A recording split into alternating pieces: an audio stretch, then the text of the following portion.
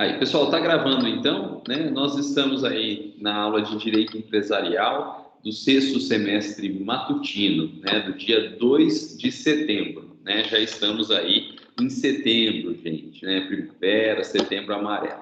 E vamos lá, então.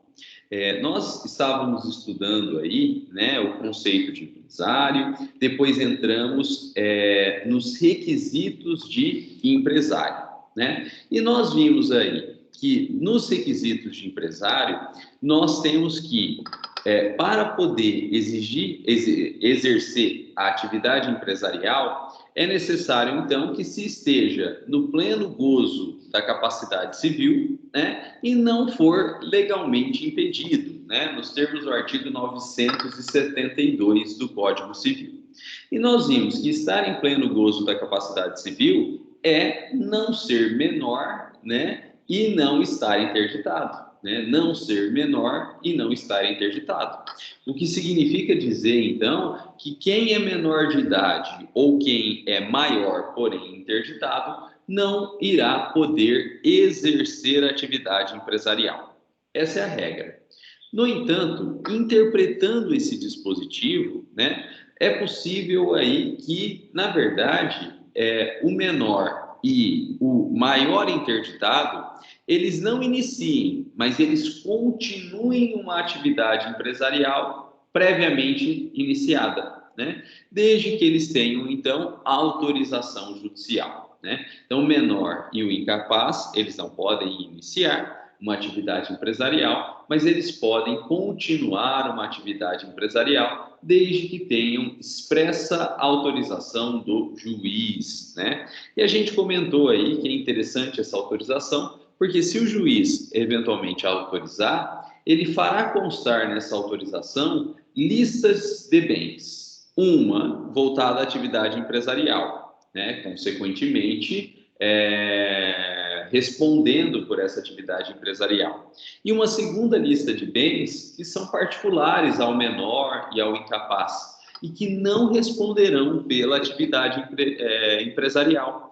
De modo que, ainda que esse menor ou esse incapaz faça dívidas, esses bens particulares aí ficarão reservados, não responderão pelas dívidas. E a ideia é justamente para que se dê algum tipo de proteção ao menor ou ao incapaz, para que, eventualmente, né, exercendo atividade empresarial, ele não venha a perder tudo. E depois, pessoal, a gente analisou aí, né, o segundo requisito, que é não ser legalmente impedido. E nós vimos que os servidores públicos, eles estão legalmente impedidos. Eles estão legalmente impedidos. Mas interpretando esse dispositivo, né, entendemos aí que os servidores públicos, eles estão impedidos, na verdade, de exercer a administração de uma empresa, né? Eles não podem ser administradores de uma empresa, né? Porém, meros sócios, se não administradores, não tem prejuízo, não tem impedimento, né? Ser mero sócio, né, mas não administrador, não tem impedimento. E aí, então, a gente viu no finalzinho da aula um engodo, né, que é feito, né? O servidor público, ele não pode exercer a administração da empresa, então ele abre a empresa com outra pessoa, com um sócio, e deixa essa outra pessoa aí como administradora, né? E ele, então, o servidor público, fica com um mero sócio aí, sem poderes de administração. Na prática, é ele, servidor público, né, impedido que administra, mas no papel, quem é o administrador é o outro. E eu estou falando do servidor público, né, porque ele tem um impedimento e essa é a única forma dele conseguir exercer a empresa, sendo sócio não administrador e tendo um sócio, né, administrador. Mas, na verdade, né, isso não é só o servidor público, né? Aí, né, nessa ideia, então, de ter um sócio proforme, né, é muito comum as pessoas, então, buscarem sócios em parentes, né, parentes próximos aí, que vão ser esses sócios. Pais, mães, né, filhos, filhas e principalmente o cônjuge, né? Muito comum, então, buscar a sociedade com o cônjuge, marido, né, sócio da esposa na empresa, marido, sócio do marido na empresa, né? Esposa, sócio da esposa na empresa aí. Bastante comum. E a pergunta é, pode fazer sociedade entre cônjuges, entre marido e esposa, marido e marido, esposa e esposa? E a resposta é depende. Depende do quê? Do regime de bens. E é isso que a gente precisa analisar a partir de agora, né? Matéria nova aí, né? Matéria nova. Olha lá. Pode a sociedade entre cônjuges? Depende do regime de bens. E nós temos 4 regimes de bens no direito brasileiro aí. O primeiro é a comunhão universal. A comunhão universal. O segundo regime de bens é a separação total. O terceiro regime de bens é a comunhão parcial. E o quarto regime de bens é a participação final dos aquestos, né? Então, esses 4 regimes de bens: comunhão universal, comunhão parcial, separação total e participação final dos aquestos.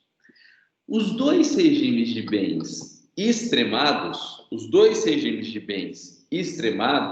né, eles não permitem a sociedade entre cônjuges. Os regimes de bens extremados, eles não permitem a sociedade entre cônjuges. É proibido, é expressamente proibido. Enquanto que os regimes de bens meio termo, né, aí, eles permitem a sociedade entre cônjuges. Então, os extremados proíbem e os meio termo permitem. E quem são eles? Pessoal, o primeiro regime de bens extremado é a comunhão universal. O primeiro regime de bens extremado aí é a comunhão universal. E por que ele é extremado? Por que ele está num dos extremos aí? Porque na comunhão universal, tudo é de todo mundo. Tudo é de todo mundo, né? Não tem divisão patrimonial. Comunhão universal, tudo é de todo mundo aí. E nesse regime, então, está proibido a sociedade entre cônjuges. Cônjuges casados no regime da comunhão universal não poderão fazer uma sociedade entre si, não poderão abrir uma empresa entre si. E o outro regime extremado, né, no canto oposto aí, o outro regime extremado é o regime da separação total. Regime da separação total. E por que o regime da separação total também é um regime extremado? Porque na separação total, o que é de um é de um e só dele. O que é de outro é do outro e só dele. Não há nenhum tipo de comunhão. Não há nenhum tipo de comunhão. O que é de um e só dele. O que é de outro e só dele. Então veja que a gente saiu de um extremo onde tudo era de todo mundo e a gente foi para o outro extremo em que não tem comunicação. Cada um tem o seu e não comunica. E nesse outro regime, então, extremado, que é o da separação total, também é proibido a sociedade entre cônjuges. Cônjuges casados, então, o regime da separação total, não poderão fazer sociedade entre si. É proibido a sociedade de cônjuges casados sob o regime da separação total. E esses, então, são os dois regimes extremados que proíbem. Não pode nem comunhão universal, nem em separação total.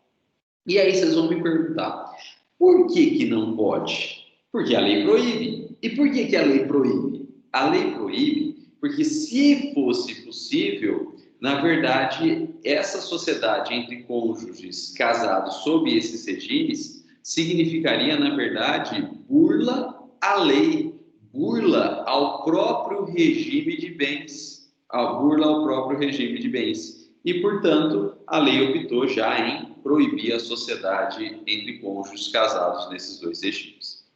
Por que no regime da comunhão universal gera burla à lei, né? Gera burla ao regime de bens? Pelo seguinte, olha só, no regime da comunhão universal, tudo é de todo mundo.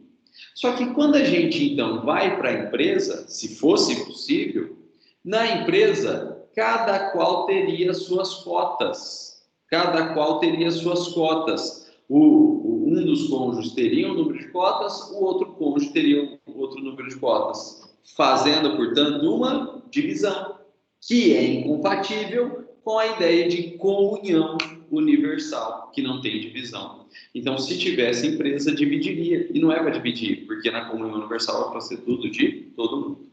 E também, pessoal, porque na prática ficaria inviável, né, a própria empresa ou a tomada de decisões dentro da empresa.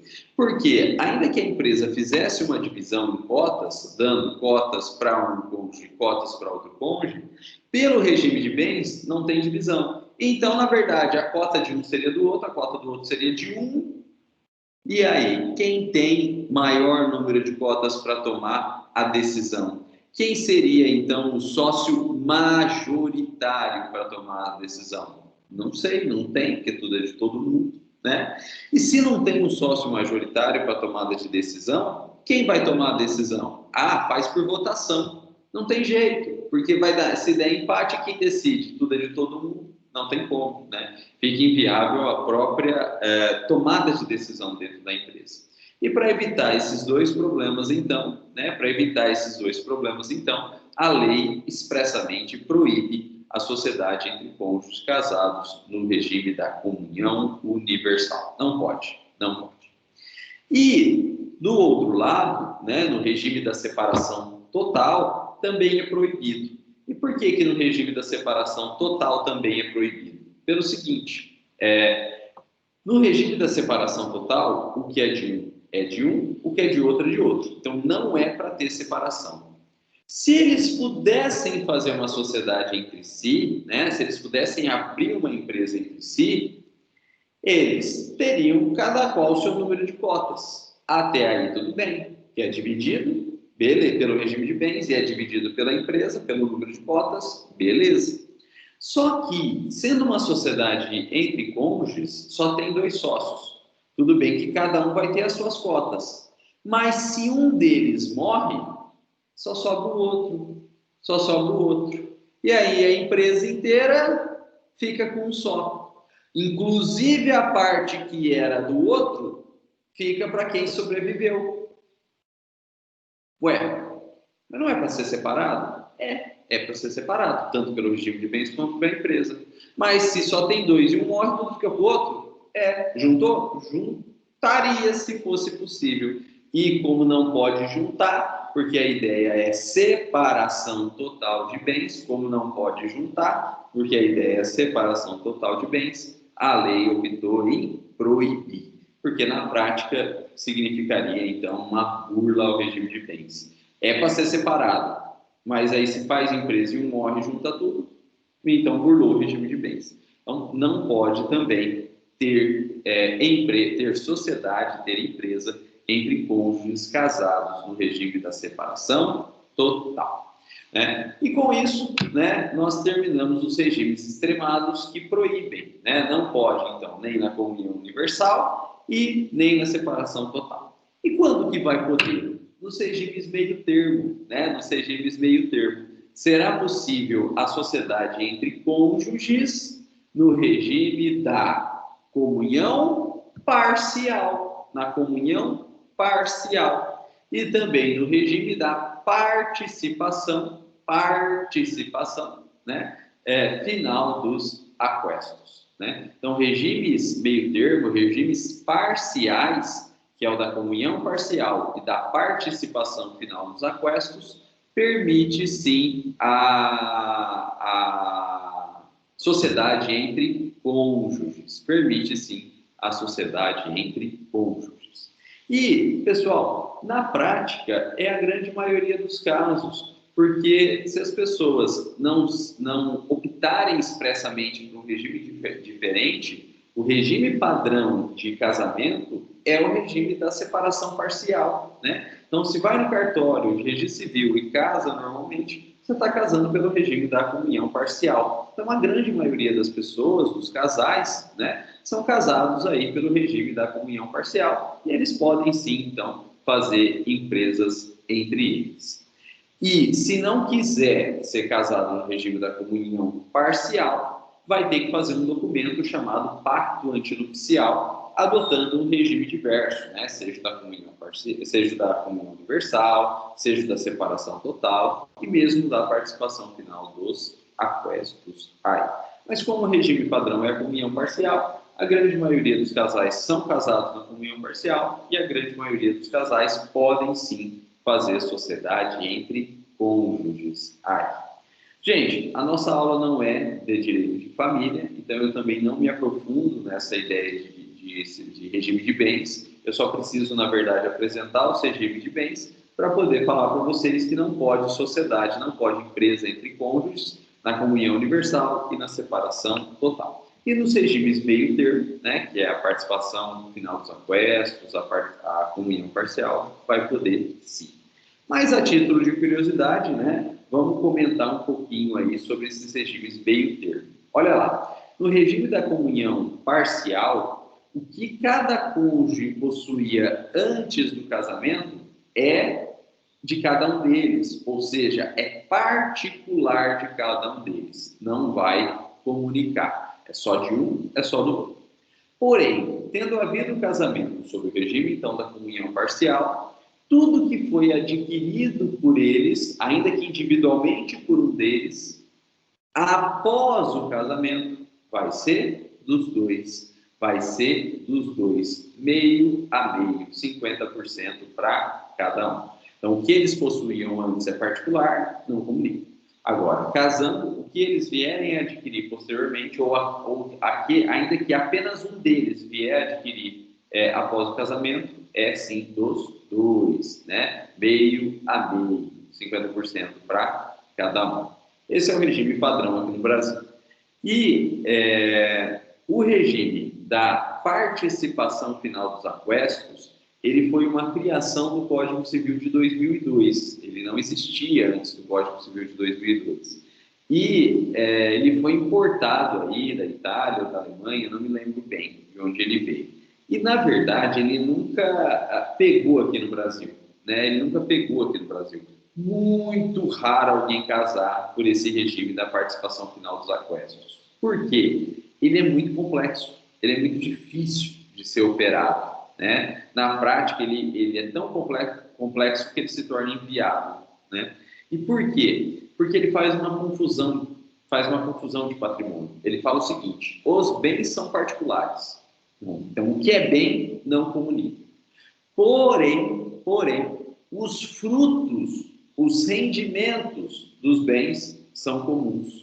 Então, se tem uma casa, essa casa está alugada, a casa vai ser particular de um dos dois. Só que o aluguel, o valor do aluguel recebido é de ambos, é partilhável, né? Se tem uma propriedade rural, planta um pomar, dá frutos esse pomar, é vendido esses frutos, a propriedade é só de um, só que os frutos de ambos aí, né? E isso vira uma salada, né? Isso vira uma salada. Então, em razão dessa dificuldade de operação, esse regime da participação final dos aquestos, apesar de estar previsto no código, né, ele é muito raro de ser encontrado na prática. E com isso, então, nós terminamos a análise do artigo 972 dos impedimentos aí, né, para constituir empresa, né? E a gente pode, então, dar sequência no nosso estudo, né, estudando a partir de agora, então, as modalidades de empresários que a gente tem aqui no Brasil, né? Vamos estudar a partir de agora as modalidades de empresário que a gente tem aqui no Brasil. E eu já vou adiantar para vocês e já vou falar todas as modalidades. Pessoal, originalmente, no Código Civil de 2002, nós tínhamos duas modalidades de empresários, só duas, né? Originalmente aí no Código Civil de 2002, a gente só tinha duas modalidades. Quais eram elas? Era o empresário individual e a sociedade empresária. Então, originalmente, no Código Civil de 2002, nós tínhamos duas modalidades de empresários, aí, o empresário individual e a sociedade empresária. Só que, ao longo da operação do Código Civil de 2002, a gente viu que essas duas modalidades aí eram insuficientes. E, em 2011, o Código Civil foi alterado, né? O Código Civil foi alterado para acrescentar uma terceira modalidade de empresário, que é a famosa EIRELI ou EIRELI, né? Quem já viu a sigla aí? EIRELI ou EIRELI, né? Que significa empresa individual de responsabilidade limitada.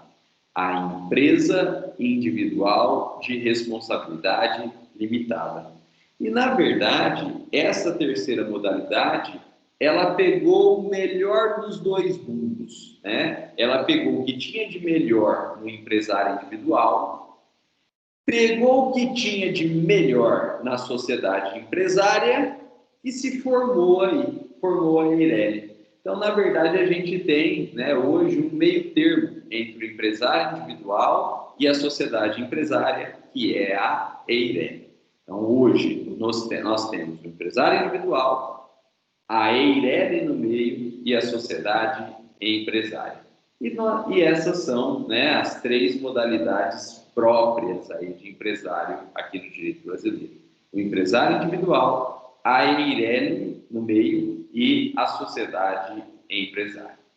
Só que, pessoal, correndo por fora, em razão de uma situação muito específica, que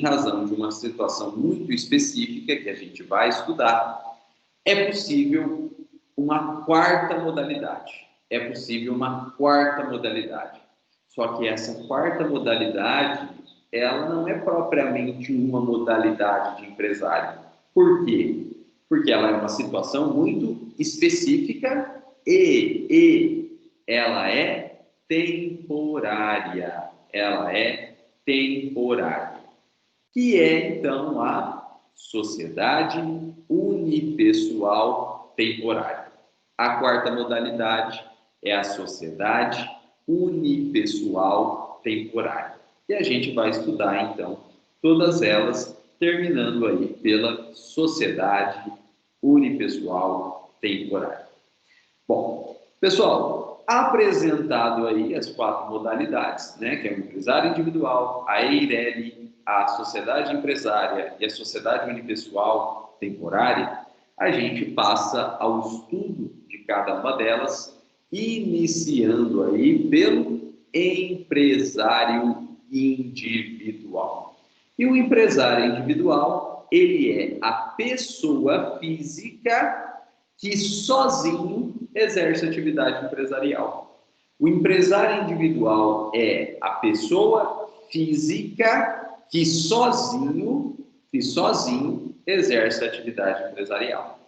De modo que, quando a gente analisa a quantidade de pessoas, quando a gente analisa a quantidade de personalidades jurídicas ali dentro do empresário individual, a gente vai chegar à conclusão que só tem uma. É só uma pessoa. Que sozinho, então, exerce a atividade empresarial. Tem os bens, toma as decisões, trabalha sozinho. Bom, mas pode acontecer, pessoal, que uma pessoa sozinho não consiga exercer atividade empresarial, né? Não consiga sozinho exercer atividade empresarial. E aí, o que ela faz? Vai buscar ajuda. Vai se reunir com outras pessoas, vai se associar com outras pessoas, e a partir, então, dessa junção de pessoas para exercer a atividade empresarial, é que surge, então, a sociedade empresária. E essa junção de pessoas, né, em sociedade, forma, na verdade, uma pessoa jurídica. Pessoal, e por que as pessoas se reúnem, então, para formar uma sociedade empresária, uma pessoa jurídica, aí para exercer atividade empresarial? Porque, na verdade, individualmente elas não dão conta. E veja que não é só trabalho, né? Veja que não é só trabalho, né? É também pelo lado econômico, né? Quando uma pessoa sozinha não tem dinheiro suficiente para ela sozinha montar a empresa, ela não tem outra opção senão arrumar, senão buscar sócios que vão, então, também entrar com dinheiro, e a junção de dinheiro de todo mundo aí é que vai viabilizar o exercício da atividade empresarial, né? Então, essa busca por sócios e por sociedade, ela não é apenas para reunião de trabalho. Às vezes o trabalho é o de menos, né? Essa busca de sócios aí, na verdade, é para fins de conjugação, de reunião de capital, Por exemplo, eu quero abrir uma padaria, só que eu só tenho o forno, né? Só com o forno não adianta. Eu não tenho mais dinheiro para comprar mais nada. Aí eu vou ter que juntar com alguém que entre aí, né, com os demais bens, né, como o freezer, com a batedeira, com o balcão refrigerado, né? Por que não com a receita, né, dos produtos aí? Se eu também não sei fazer pão, dificilmente eu vou conseguir ter sucesso na minha empreitada. Então, eu vou precisar de alguém que saiba fazer pão, né? Que tenha receita, que entre com o trabalho aí, né? E a gente vai, então, nos associar e vai constituir uma pessoa jurídica, uma sociedade empresária. Então, quem que é a sociedade empresária? Sociedade empresária é a pessoa jurídica que exerce a atividade empresarial. Sociedade empresária é a pessoa jurídica que exerce a atividade empresarial.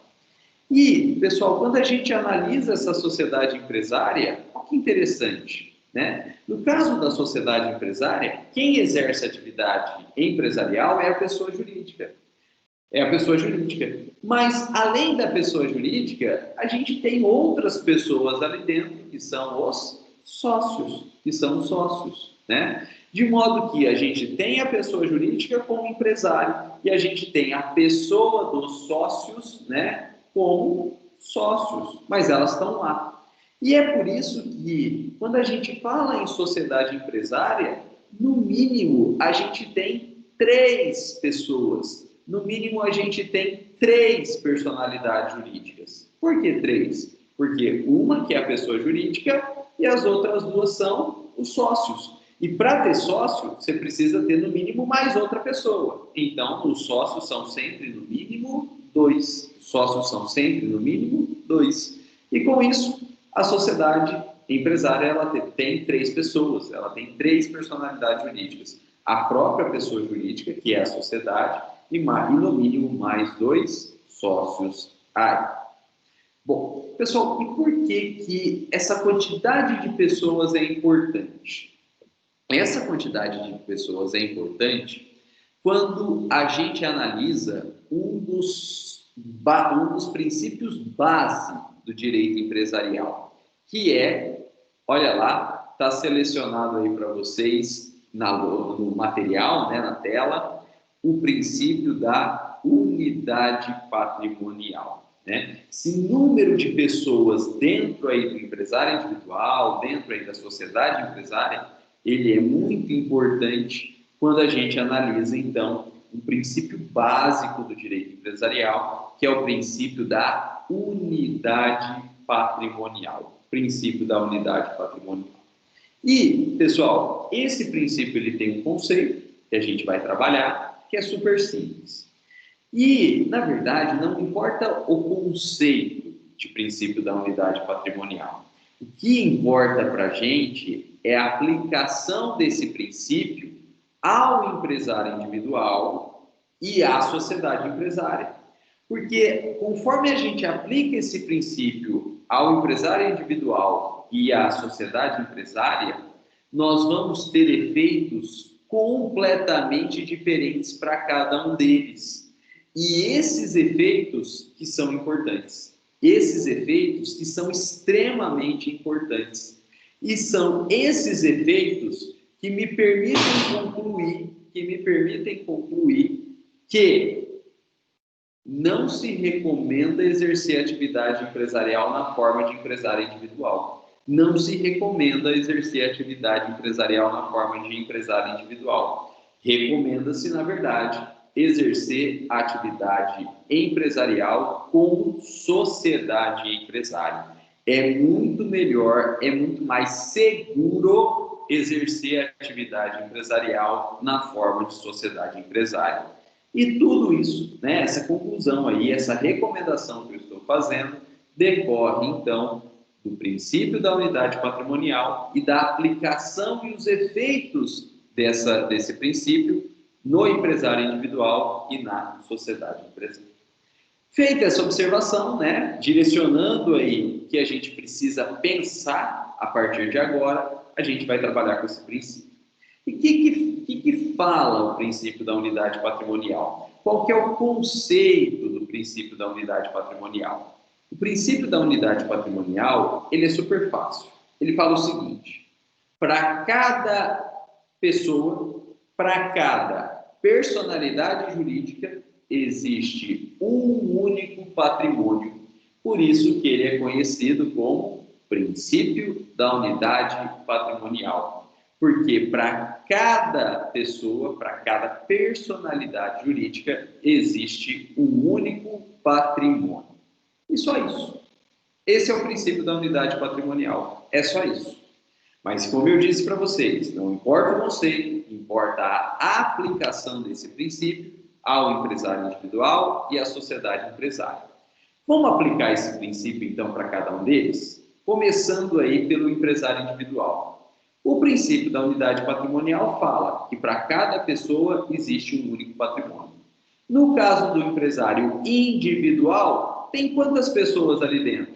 Uma só. Se no empresário individual só tem uma pessoa, aplicando o princípio, a gente conclui que o empresário individual ele também só tem um único patrimônio. Ou seja, tudo que ele possui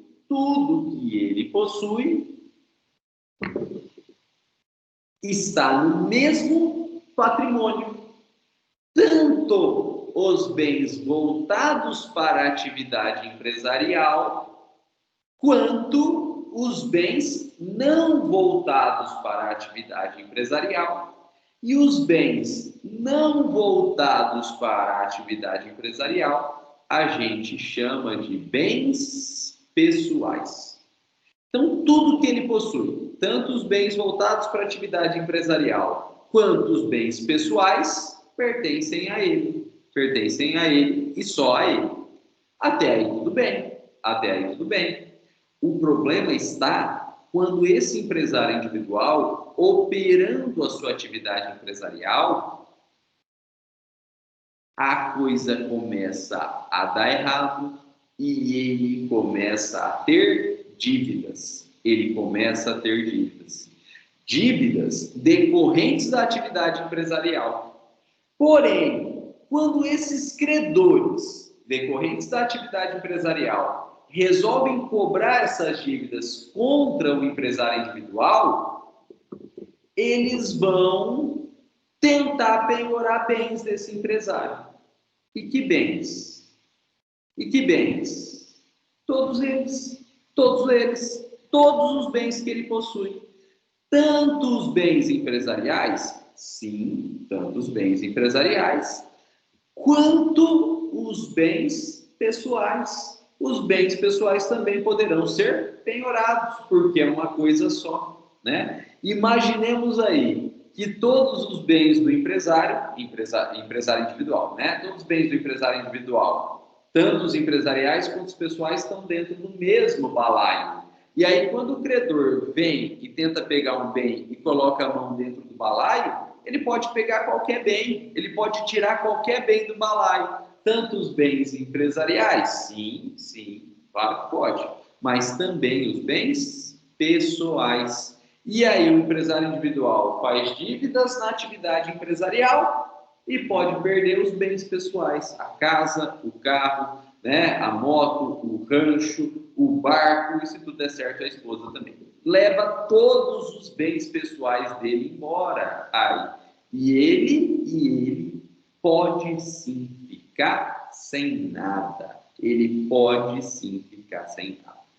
Pessoal, essa sistemática em que não há nenhuma restrição e todos os bens podem ser levados para pagar a dívida da atividade empresarial, no direito empresarial recebe o nome de responsabilidade ilimitada.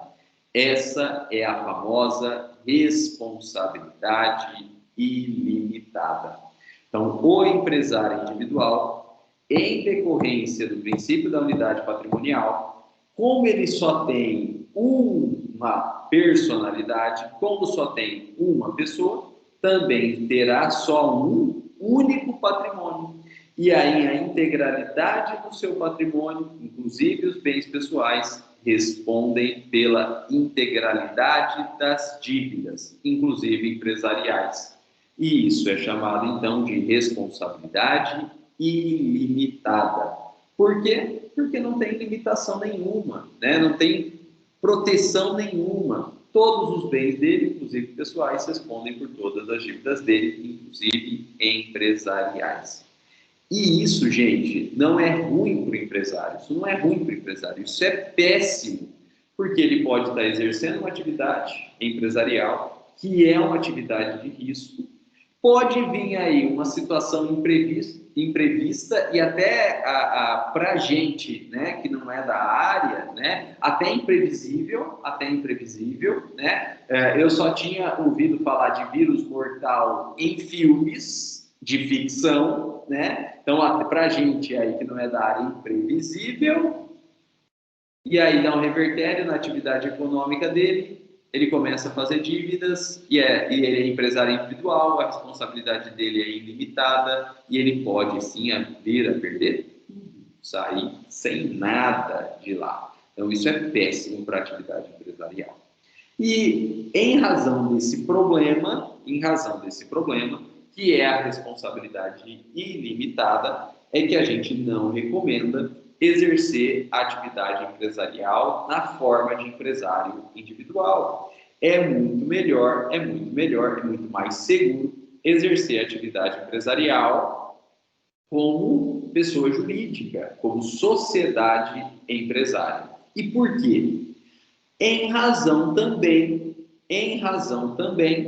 da aplicação do princípio da unidade patrimonial, porém agora a pessoa jurídica, a sociedade empresária. O que diz o princípio da unidade patrimonial mesmo? Diz que para cada pessoa existe um único patrimônio. E quando a gente leva esse princípio à sociedade empresária, a gente verifica que a sociedade empresária tem quantas pessoas? No mínimo três. Uma que é a pessoa jurídica, que é quem exerce atividade empresarial, e atrás delas, no mínimo, 2 sócios. Consequentemente, pelo princípio da unidade patrimonial, quantos patrimônios tem a pessoa jurídica, a sociedade empresária? Tantos quantos pessoas tiverem, no mínimo 3. Portanto, a sociedade empresária ela tem, no mínimo, 3 patrimônios. Um patrimônio que é da pessoa jurídica, que é quem exerce a atividade empresarial, e um patrimônio pessoal próprio, independente de cada um dos sócios. E com isso, pessoal, olha que interessante. Quem exerce a atividade empresarial é a pessoa jurídica. E a pessoa jurídica, exercendo essa atividade empresarial, ela pode contrair dívidas? Pode. Ela pode ter credores, então? Pode. Esses credores vão cobrar a pessoa jurídica? Claro que vão. E ao cobrar a pessoa jurídica, esses credores vão pegar bens? Vão penhorar bens? Vão. De quem? Da pessoa jurídica. Porque a pessoa jurídica tem um patrimônio, tem uma pessoa própria, tem uma personalidade própria e tem também um patrimônio próprio, que é só dela. E aí os credores da pessoa jurídica pegam bens da pessoa jurídica. E acabou. E os bens pessoais dos sócios? Não respondem pela dívida, porque a dívida não é dos sócios, a atividade empresarial não foi exercida pelo sócio, a atividade empresarial foi exercida pela pessoa jurídica, a dívida da pessoa jurídica, então o patrimônio da pessoa jurídica que responde pelas dívidas. Os patrimônios pessoais dos sócios, que são autônomos, que são independentes, porque tem pessoa própria, tem personalidade própria, não respondem pelas dívidas da empresa, não respondem pelas dívidas da empresa. Ficam, portanto, protegidos, ficam, portanto, garantidos aí. E se pelas dívidas da empresa respondem apenas os bens da empresa, os bens da pessoa jurídica, criando então uma barreira em relação aos sócios, nós dizemos que essa sistemática dentro das sociedades empresárias recebe o nome de responsabilidade limitada. Responsabilidade limitada. Que a gente pode falar completinho, limitado, ou, como é muito comum no direito empresarial, e eu acredito que todo mundo já deve ter visto isso no final do nome das empresas, o famoso LTDA. O que é LTDA em direito empresarial? No final do nome da empresa? É limitada. É que a responsabilidade é limitada. De modo que se aquela empresa, aquela sociedade LTDA limitada fizer dívida, só ela, a sociedade, responde. Os bens pessoais dos sócios não irão responder pelas dívidas da empresa, ficarão protegidos, ficarão seguros aí, né? E, pessoal, essa é a grande vantagem do direito empresarial. Essa é a grande vantagem do direito empresarial. Por quê? Porque se você é empresário individual, você está correndo o risco de perder tudo. Agora, se você deixa de ser um empresário individual, constitui uma sociedade empresária e, com isso, passa a ter responsabilidade limitada, você está protegendo o seu patrimônio pessoal. Porque se a empresa fizer dívida, só os bens da empresa respondem. Os teus bens pessoais, não. Então, é possível até que a empresa quebre. É possível até que a empresa quebre e fique zerada. É a empresa. Mas os sócios saem de lá com o patrimônio pessoal deles garantidos, sem problema nenhum. Aí, quantas vezes a gente já ouviu isso da rua? Fala, pô, a empresa do cara quebrou, o cara saiu rico de lá, o cara saiu aí mantendo o mesmo padrão de vida que ele tinha antes. E isso é plenamente possível, em razão da ideia, de responsabilidade limitada dentro do direito empresarial. Pessoal, em razão aí dessas situações que todo mundo tem exemplos, todo mundo já viu que a empresa do cara quebrou, o cara saiu de lá bem, né, o cara saiu de lá com patrimônio, é que esse Instituto da Responsabilidade Limitada, ele acaba tendo um certo preconceito aí na vida, né, do cotidiano. Acaba tendo um certo preconceito na vida do cotidiano. Só que esse preconceito, como todo preconceito, é uma besteira. É uma besteira. Isso aí decorre de desconhecimento, isso decorre de ignorância. Por quê? Porque, na verdade, essa ideia de responsabilidade limitada, ela é essencial ao direito empresarial e, mais que isso, ela é essencial ao desenvolvimento econômico-social. Essa ideia de responsabilidade limitada é essencial ao desenvolvimento econômico e social. Por quê? Porque, na verdade, essa ideia de responsabilidade limitada, ela funciona como um incentivo ao empreendedorismo. Ela funciona como um incentivo ao empreendedorismo. Por quê? Se não houvesse a responsabilidade limitada, se só houvesse responsabilidade ilimitada, a pessoa que quer, né, exercer uma atividade empresarial, ela não vai pensar 1, 2, 3 vezes. Ela vai pensar 10, 20, 30, 100 vezes para se lançar à atividade empresarial, para empreender. Por quê? Porque se der alguma coisa errada nessa atividade e a responsabilidade for ilimitada, ela perde tudo. Ela perde tudo, até os bens pessoais dela. E aí ela sai de lá sem nada. E na verdade isso não é ruim só para ela, isso é ruim para a sociedade. Porque se as pessoas então começam a pensar muito para se lançar uma atividade empresarial e ficam com receio de se lançar a atividade empresarial, elas podem não se lançar a atividade empresarial. E se elas não se lançam à atividade empresarial, não tem empresa.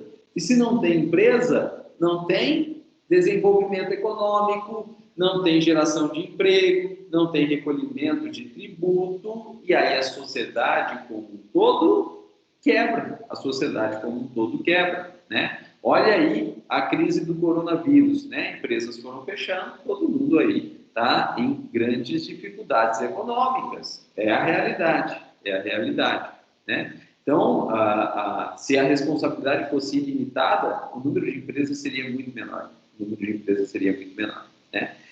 E, ao passo que, existindo responsabilidade limitada, que é a grande sacada do direito empresarial, as pessoas elas acabam se sentindo mais seguras em se lançar à atividade empresarial, que tem risco, e o risco está lá, o risco não é excluído.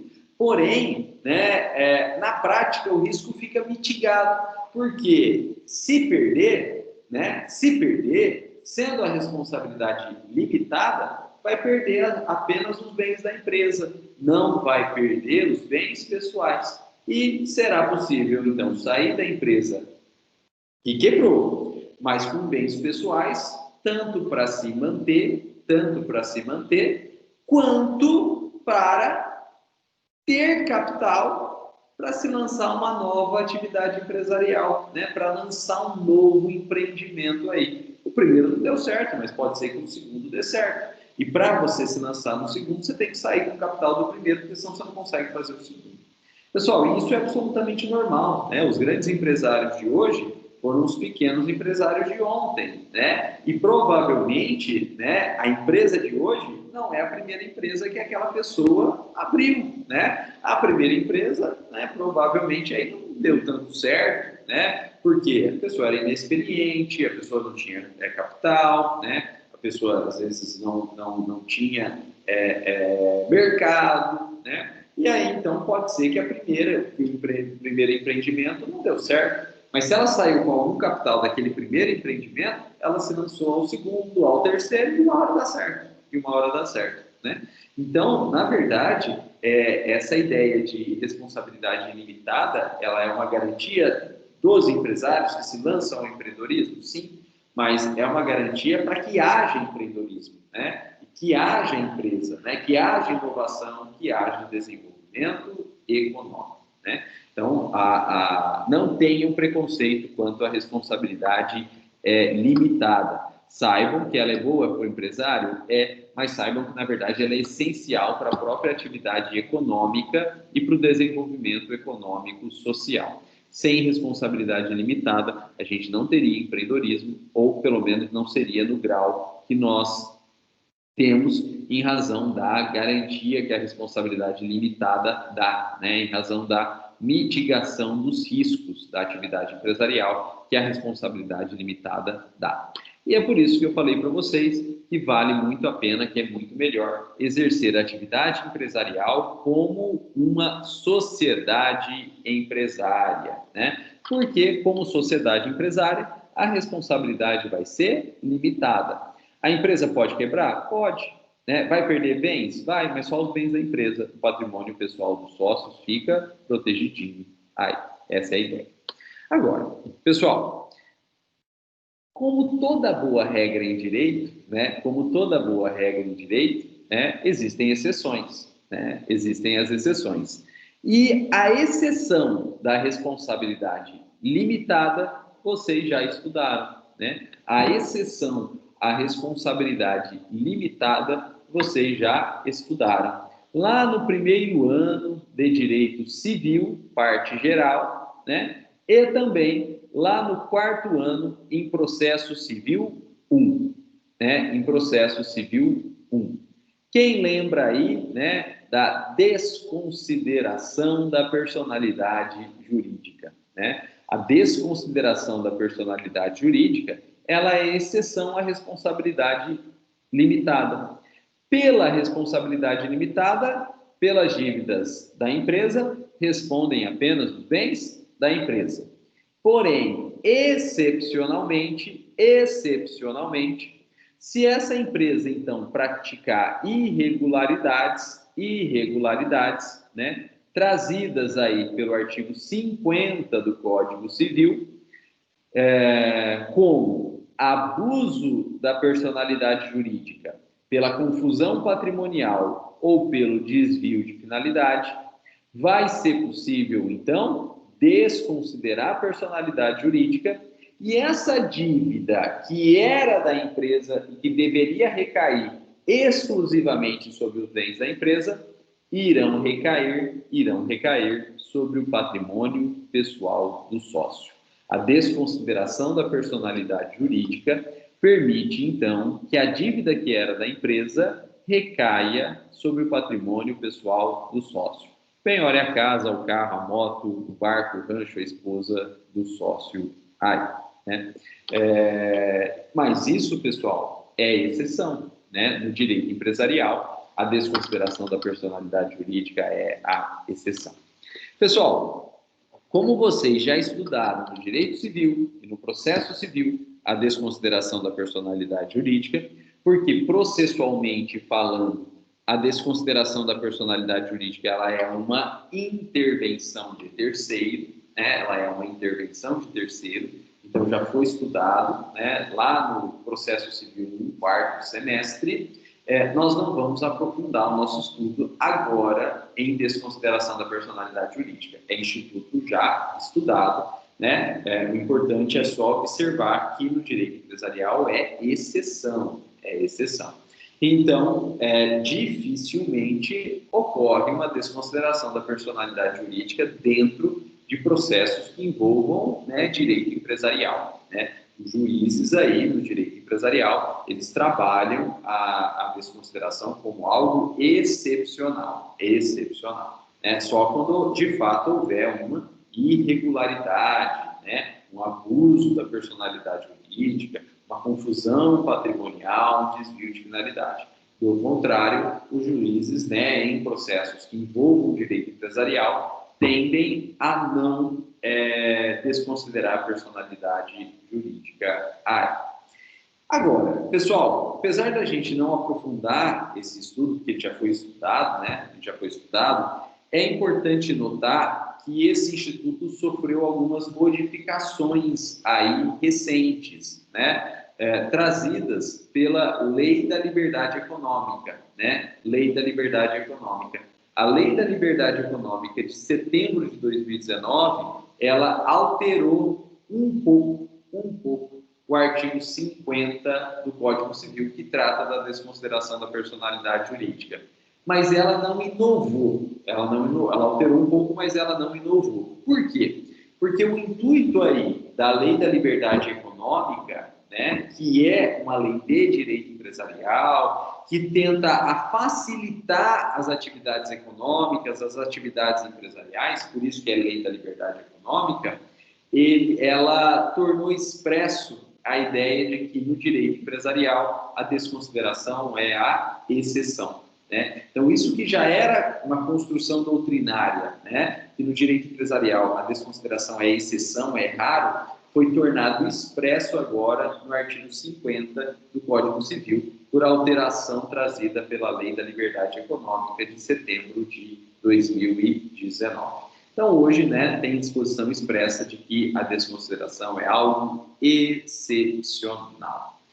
E aí, então, nós terminamos o estudo, né, da desconsideração da PJ e terminamos o estudo da responsabilidade limitada da PJ, da sociedade empresária AI.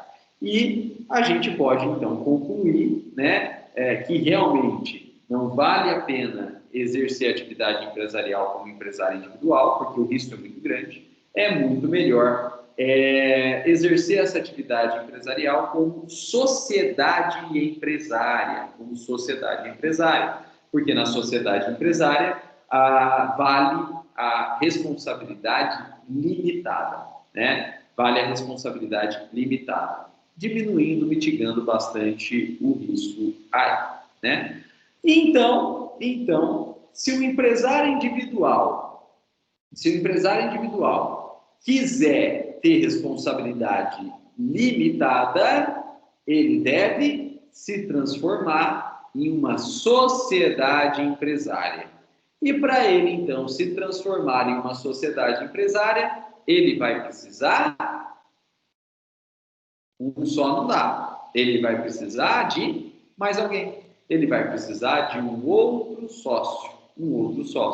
E aí ele obtém um outro sócio, junta-se com ele, 2 sócios, mínimo 2 sócios, constituem a pessoa jurídica, constitui a sociedade empresária e adquirem, então, a responsabilidade limitada. Olha que maravilha, adquirir a sociedade limitada, né? Desculpa, adquirir a responsabilidade limitada. Pessoal, só que aqui tem um problema. O problema é o seguinte: o cara já era empresário individual, não quer, porque é arriscado dado a sua responsabilidade limitada. E aí, para conseguir responsabilidade limitada, ele vai ter que arrumar um sócio. Pô, o cara não precisa de um sócio, porque nesse caso ele já era empresário, ele já conseguia exercer a atividade empresarial. Mas para ter responsabilidade limitada, ele precisava ser sociedade, então ele precisava ter sócio. E isso não é tão legal, porque se ele já conseguia fazer sozinho, ele não precisa de sócio. E se ele arruma sócio, ele vai ter que dividir o que ele já fazia sozinho. E aí, não só o trabalho, mas também o poder de gestão, o poder de mando. Ele vai mandar um pouco menos aí. E, pessoal, com grave contratempo, né? Com grave problema aí, que é o seguinte: sociedade é fonte de conflito, porque você vai ter que conviver com mais alguém que é diferente de você. Então, a chance de sair conflito, de sair briga ali é muito grande. Se até no casamento, que as pessoas se tornam sócias porque se amam, imagina numa empresa em que as pessoas se tornam sócias por dinheiro. A quantidade de problema que vai dar é muito maior, né? É muito maior aí. E aí vocês vão me perguntar: professor, não tem nenhum jeito de permanecer sozinho, mas mesmo permanecendo sozinho, ter responsabilidade ilimitada? Não tem nenhum jeito de permanecer sozinho e, permanecendo sozinho, ter responsabilidade ilimitada? A resposta é: originalmente e até 2011 não tinha. Originalmente e até 2011 não tinha. Não tinha. Se quisesse responsabilidade limitada, tinha que arrumar sócio, tinha que fazer sociedade. Só que isso era muito ruim, isso era muito criticado então pela doutrina, e em 2011 o Código Civil de 2011 o Código Civil de 2002 foi alterado e criou-se em 2011 a EIRELI, a empresa individual, sozinho, portanto, mas de responsabilidade limitada, empresa individual de responsabilidade limitada. E com a criação da EIRELI em 2011, passou sim a ser possível permanecer sozinho, mas tendo, na verdade, responsabilidade limitada. E é por isso que eu falei para vocês que a EIRELI, ela foi criada pegando o melhor dos dois mundos, né? Por quê? Do empresário individual, tirou-se a possibilidade de permanecer sozinho. E da sociedade empresária, tirou a responsabilidade limitada. Então, a EIRELI, ela foi constituída com o melhor dos dois mundos. Você, como empresário, você sozinho, né? Você sozinho pode, né? Ou adquire, ou passa a ter responsabilidade limitada. Olha que legal, olha que legal. Essa é a famosa EIRELI. Então, pessoal, não confundam EIRELI, empresa individual, com empresário individual. Porque o empresário individual, ele é sozinho, mas ele tem responsabilidade ilimitada. Enquanto a EIRELI, a empresa individual, ela é sozinha, mas ela tem responsabilidade limitada. Limitada. Aí. Pessoal, e essa grande característica da EIRELI, essa grande vantagem da EIRELI, que é a responsabilidade limitada, faz com que a doutrina diga que a EIRELI está muito mais próxima da sociedade empresária do que do empresário individual. Apesar da EIRELI ser sozinha, ela está muito mais próxima, ela está muito mais ligada à sociedade empresária do que ao empresário individual, por conta de tanto a EIRELI quanto a sociedade empresária terem responsabilidade limitada. E é por isso que a doutrina dá um outro nome para a EIRELI, né? A doutrina, ela dá um outro nome para a EIRELI. A doutrina chama a EIRELI de sociedade unipessoal. Olha que interessante, né? A doutrina chama a EIRELI de sociedade unipessoal. Por que sociedade unipessoal? Unipessoal porque está sozinho, mas que se assemelha muito mais à sociedade, porque tem responsabilidade limitada, assim como a própria sociedade.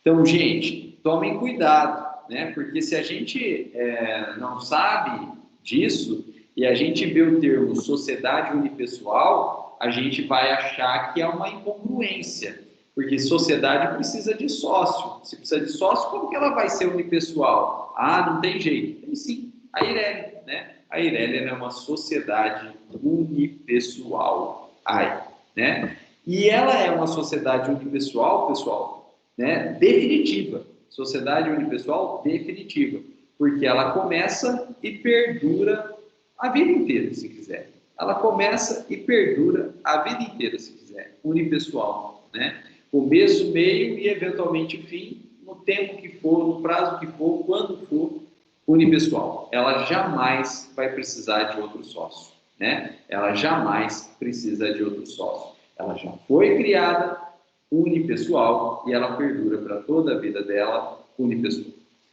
Bom, e aí vocês vão me perguntar, professor, então com a criação da EIRELI, que juntou o melhor dos dois mundos, significa dizer que acabou a sociedade empresarial, a sociedade pluripessoal empresarial? Acabou a sociedade pluripessoal empresarial? Claro que não, gente. Claro que não, né? Por alguns motivos, né? Não acabou e não vai acabar a sociedade pluripessoal empresarial. Primeiro motivo. Pessoal, se o cara sozinho não consegue exercer atividade empresarial, ou em razão do trabalho, ou principalmente em razão do capital que ele precisa para exercer a atividade empresarial, para abrir a empresa, ele não vai conseguir fazer a EIRELI.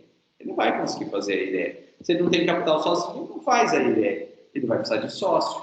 E aí, então, ele não vai fazer EIRELI. Ele vai fazer sociedade empresarial, né? Porque a sociedade empresarial, ela admite sócios aí, né? Então, não vai fazer EIRELI. E segundo motivo, pessoal, mesmo que eventualmente a pessoa tenha capital sozinha para constituir a EIRELI, pode ser que ela não consiga. Pode ser que ela não consiga. Por quê? Primeiro, só é possível constituir a EIRELI se aquela pessoa que quer abrir a EIRELI não for sócia de outra empresa. Né? Não for sócia de outra empresa. E se a pessoa, então, já tem uma empresa ou já é sócia de uma empresa, ela não pode abrir a EIRELI. Né? A lei proíbe. A EIRELI tem que ser só ela. Né? Se a pessoa já é sócia de outra empresa, se a pessoa já tem outra empresa, ela não pode abrir a EIRELI. Então, ela não consegue, né, abrir a EIRELI. E ao passo que não existe essa restrição para a sociedade empresária, né? Você pode ser sócio de quantas sociedades empresárias você quiser, sem problema nenhum, né? Então, se você já é sócio de uma sociedade empresária e você quer abrir uma nova empresa, ela não vai poder ser uma EIRELI, vai ter que ser uma outra sociedade empresária, vai ter que ser uma outra sociedade empresária, não tem jeito, não tem jeito.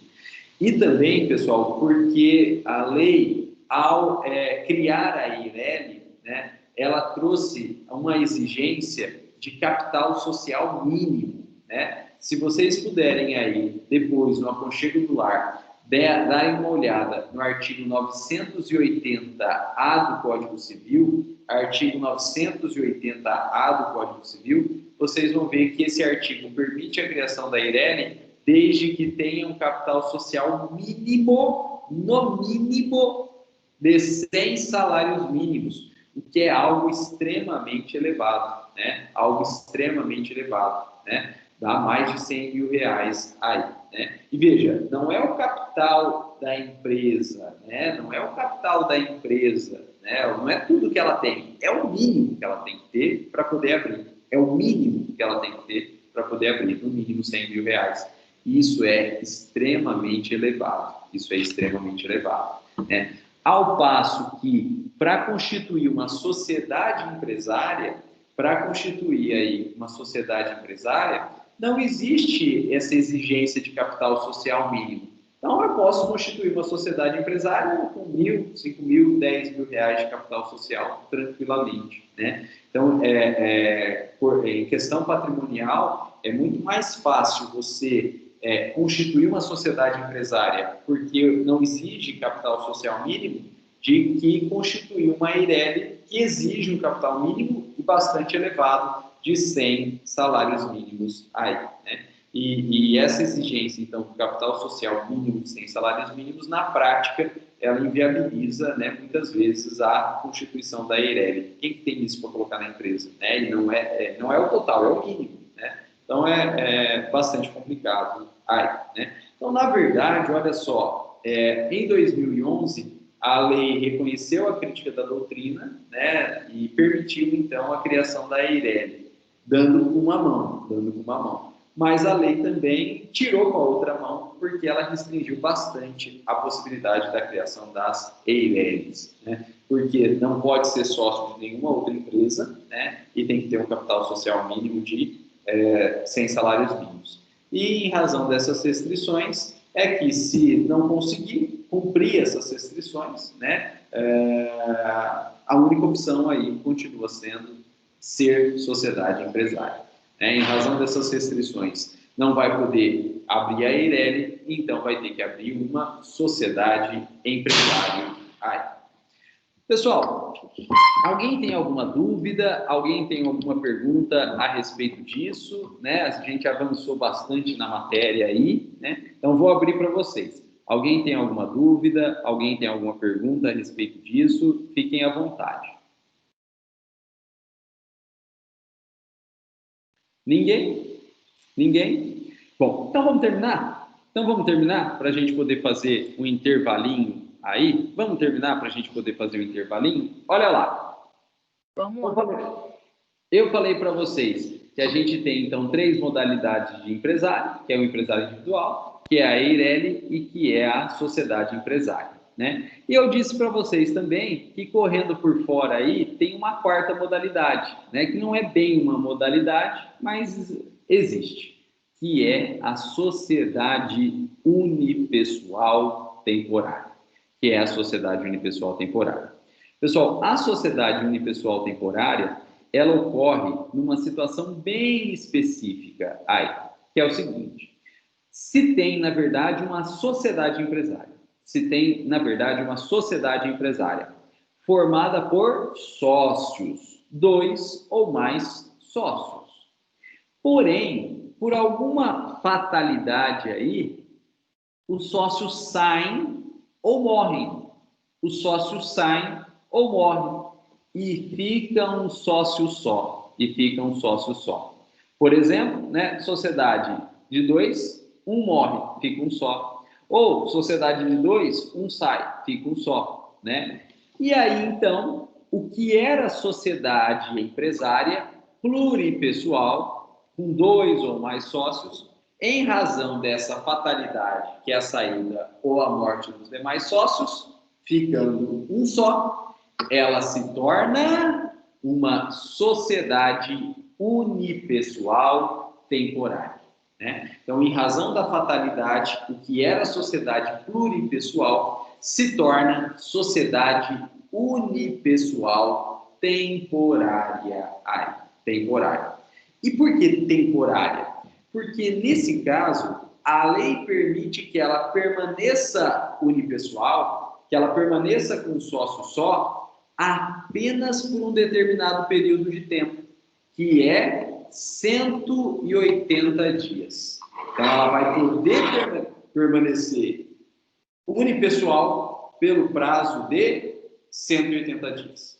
E nesse prazo de 180 dias, ela vai ter que regularizar a situação dela. Essa sociedade unipessoal temporária, em 180 dias, ela vai ter que regularizar a situação dela. O que ela pode fazer nesses 180 dias? 3 coisas. Primeiro, o sócio que sobrou, ele pode falar o seguinte: olha, infelizmente não dá para continuar sozinho. Infelizmente não dá para continuar sozinho. Eu precisava de sócios saíram ou sócios morreram, infelizmente não dá para continuar sozinho. Então, eu vou encerrar a empresa. Eu vou encerrar a empresa. Ele pode fazer isso. Em 180 dias ele encerra a empresa, acabou. Acabou. Beleza. Mas ele pode pensar diferente. E ele pode chegar à conclusão que, sim, ele consegue fazer aquela atividade empresarial sozinho. Ele consegue tocar aquela empresa sozinho. E se ele chegar a essa conclusão, olha só, ele vai ter que converter aquela sociedade empresarial que era pluripessoal, que se transformou em unipessoal temporária, em uma EIRELI. Ele vai ter que converter aquela sociedade unipessoal agora em EIRELI. Pessoal, não é automático. Não é automático. Ele vai ter que converter em EIRELI. Então, ele vai ter que alterar o seu registro, convertendo em EIRELI. E se o capital social dele era menor que 100 salários mínimos, quando ele, então, converte em EIRELI, ele vai ter que aumentar o capital. Né? Então, veja que não é algo tão fácil assim, porque não é automático, depende de alteração do registro da empresa, e alterando o registro da empresa para EIRELI, ele vai ter que aumentar o capital social daquela empresa para, no mínimo, 100 salários mínimos aí. E quando o sócio descobre que para converter em EIRELI ele vai ter que alterar o capital para 100 salários mínimos, é aí que ele fica com medo. É aí que ele tira o pé do acelerador. Aí que ele vai pensar 2 vezes, né? Ou então, terceira possibilidade. Se ele não quer encerrar, se ele não quer ser EIRELI, ou ele não tem dinheiro para ser EIRELI, porque tem que ser capital social de 100 salários mínimos, ele vai ter a terceira opção, que é arrumar sócio para colocar no lugar dos sócios que saíram ou morreram, né? Então, ele arruma novos sócios e coloca esses novos sócios no lugar daqueles sócios que saíram, e aí ele era uma sociedade pluripessoal, ficou sozinho, se transformou numa sociedade unipessoal temporária, e dentro do prazo, então, de 180 dias, ele arruma novos sócios e ele volta, então, a ser uma sociedade pluripessoal. Bom, pessoal, mas ele é obrigado a fazer uma dessas atitudes em 180 dias. Ele se transformando em sociedade unipessoal temporária, em 180 dias, ele é obrigado a fazer uma dessas atitudes. Ou ele encerra a empresa, ou ele se transforma em EIRELI e não é automático, e alterando o registro e acrescentando patrimônio aí, ou então ele arruma novos sócios e continua sendo sociedade pluripessoal. E tem que fazer em 180 dias. E se ele não fizer? E se ele não tomar nenhuma dessas atitudes dentro de 180 dias? É aí que está o problema. Se ele não toma nenhuma dessas atitudes em 180 dias, ele, que é uma sociedade unipessoal temporária, e temporária significa que uma hora acaba, se ele não tomar nenhuma dessas atitudes em 180 dias, a junta comercial vai cancelar o registro dele. A junta comercial vai cancelar o registro da sociedade dele. E cancelando o registro da sociedade, não existe mais sociedade, não existe mais pessoa jurídica, só tem ele, a pessoa física dele. Então, com o cancelamento do registro, ele deixa de ser sociedade e ele se transforma em empresário individual. E às vezes ele nem sabe disso, né? Ele nem sabe que ele era uma sociedade unipessoal temporária, que ele deveria tomar 3 atitudes dentro de um prazo de 180 dias. E aí vence os 180 dias e a junta comercial cancela o registro da sociedade. E ele, então, sem nem saber, depois de 180 dias, deixa de ser uma sociedade e passa a ser um empresário individual. Sem nem saber, mas passa a ser um empresário individual. E qual que é o problema disso tudo, pessoal? Enquanto sociedade, ele tinha responsabilidade limitada. Então, ele podia fazer dívida que não pegava o patrimônio dele. O patrimônio dele estava protegido. Mas, depois dos 180 dias, se ele não tomar atitude nenhuma, a junta comercial cancela a sociedade. E aí ele passa a ser empresário individual. E empresário individual tem responsabilidade ilimitada. De modo que tudo que ele fizer depois, achando que é sociedade, achando que tem responsabilidade limitada, não tem.